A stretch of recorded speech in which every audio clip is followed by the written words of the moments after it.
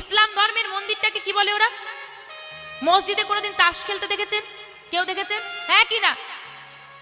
আমাদের হিন্দু সনাতন ধর্মের কালী মায়ের মন্দির দেখুন, ভোলানাথের মন্দির দেখুন, সেখানে কি হয়?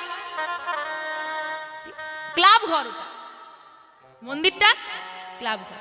পবিত্রতা, পবিত্রতা, ভক্তিমূলক জায়গা বলে কিছু নেই। আছে? এটা অন্য ধর্মে চলে যান দেখি, আপনি মন্দিরে তাস খেলবেন? আছে কোনো ধর্মে? একমাত্র আছে সনাতন ধর্মে। এগুলো বলতে গেলে খারাপ, যে বলবে সে খারাপ। বাজে বকছি।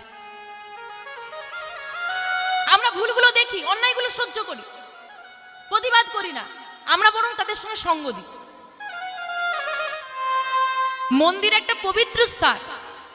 মানুষ কত ভক্তি নিয়ে সেই মন্দিরে আসে। মানুষ যখন ভক্তি নিয়ে সেই মন্দিরে পুজো করতে এলো, দেখলো পাশে কয়েকজন বসে সিগারেটে ফু দিচ্ছে।